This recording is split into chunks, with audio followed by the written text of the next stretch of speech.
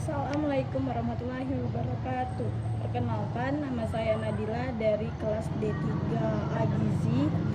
Di sini saya ingin menyampaikan berita terkini. Isu pertama, memberian tunjangan sebesar 50 juta rupiah kepada DPR dianggap tidak sesuai dengan sila kelima Pancasila, yaitu keadilan sosial bagi seluruh rakyat Indonesia. Sila kelima menekankan pentingnya keadilan dalam distribusi kekayaan dan kesejahteraan untuk seluruh rakyat Indonesia. Jika tunjangan yang besar diberikan kepada anggota DPR, sementara masih banyak rakyat mengalami kesulitan ekonomi atau tidak mendapat akses terhadap layanan dasar, hal ini dapat dianggap tidak adil dan tidak sejalan dengan prinsip keadilan. Baiklah, di sini lanjut ke isu kedua, ribuan narapidana mendapatkan remisi dan langsung bebas. Ribuan narapidana yang mendapatkan remisi dan pembahasan tahanan dapat dianggap tidak sesuai dengan sila kedua Pancasila, yaitu kemanusiaan yang adil dan beradab. Sila ini menekankan pentingnya memperlakukan setiap individu secara manusiawi dan adil, serta menghormati nilai-nilai kemanusiaan. Jika remisi dan pembebasan diberikan tanpa mempertimbangkan aspek keadilan bagi korban, atau tanpa melalui proses evaluasi yang tepat, hal tersebut dapat dianggap tidak mencerminkan prinsip keadilan dan beradab bagi semua pihak yang terlibat, termasuk korban kejahatan dan masyarakat luas. Baiklah, isu ketiga, Jokowi merespon El Nino. Respon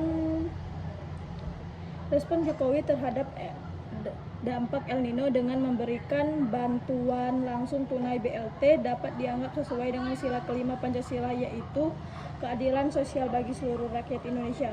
Sila kelima menekankan pentingnya pemerataan kesejahteraan dan perhatian terhadap rakyat mengalami kesulitan seperti dampak dari bencana alam dengan memberikan BLT.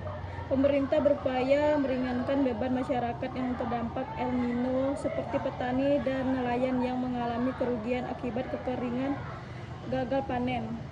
Langkah ini sejalan dengan prinsip keadilan sosial, yaitu memastikan bahwa semua lapisan masyarakat mendapatkan bantuan sesuai dengan kebutuhan mereka.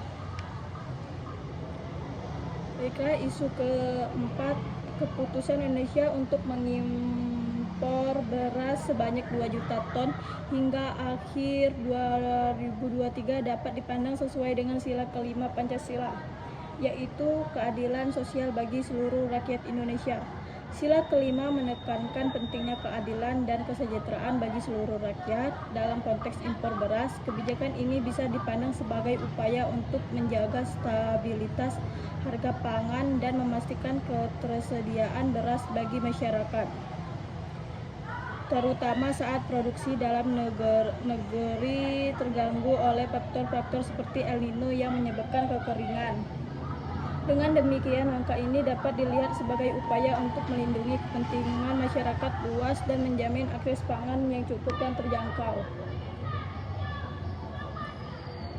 Baiklah, berita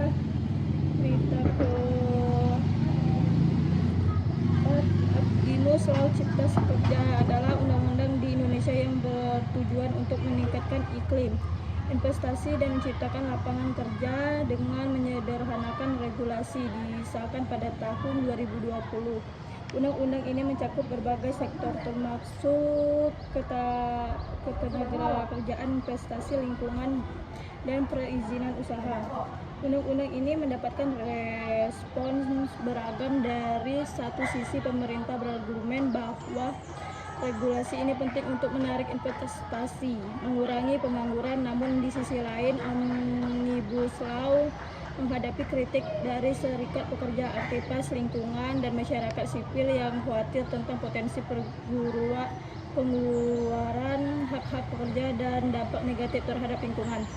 Dari perspektif Pancasila, sila kedua kemanusiaan yang adil dan beradab, kritik utama terhadap Omnibus Law adalah potensi pengurangan hak-hak pekerja seperti pesangon dan penjamin kerja. Hal ini bisa dianggap kurang sesuai dengan prinsip kemanusiaan yang adil. Jika hak pekerja tidak dilindungi secara memadai. Sila kelima, keadilan sosial bagi seluruh rakyat Indonesia. Jika undang-undang ini dapat menciptakan lapangan kerja dan meningkatkan kesejahteraan ekonomi secara merata, maka sesuai dengan sila kelima. Namun jika manfaatnya hanya dirasakan oleh segelintir pihak atau mengorbankan lingkungan, maka akan dianggap tidak sesuai. Secara keseluruhan, implementasi dan pengawasan dari kebijakan ini akan sangat menentukan apakah Omnibus Law sesuai dengan nilai-nilai Pancasila. Baiklah, isu terakhir, yaitu gambar tersebut menunjukkan berita tentang Kementerian Pertahanan Indonesia yang memperkuat TNI melalui pembelian 24 pesawat tempur F-15X baru dari Amerika Serikat dengan menahan Prabowo Subianto yang terlibat dalam proses pendatangan kontrak. Pembelian ini bertujuan untuk meningkatkan kapabilitas pertahanan udara Indonesia dan memperkuat pertahanan nasional. Dari perspektif Pancasila, sila ketiga Persatuan Indonesia, langkah ini sejalan dengan upaya memperkuat pertahanan negara guna menjaga kedaulatan dan ketahanan wilayah Indonesia. Dengan memiliki angkatan bersenjata yang lebih kuat, Indonesia dapat lebih efektif dalam melindungi wilayah dari ancaman luar. Sila kedua, kemanusiaan yang adil dan beradab. Pembelian peralatan militer canggih diharapkan tidak hanya meningkatkan keamanan nasional, tetapi juga harus memperhatikan kesejahteraan dan hak-hak masyarakat, termasuk transparansi anggaran dan penggunaannya untuk kepentingan umum. Secara keseluruhan, kebijakan ini dapat dianggap selaras dengan Pancasila, terutama jika dilakukan prinsip transparansi, efisiensi, dan memperhatikan kesejahteraan masyarakat luas. Baiklah, sekian dari saya menyampaikan berita-berita terkini. Saya akhiri. Wassalamualaikum warahmatullahi wabarakatuh.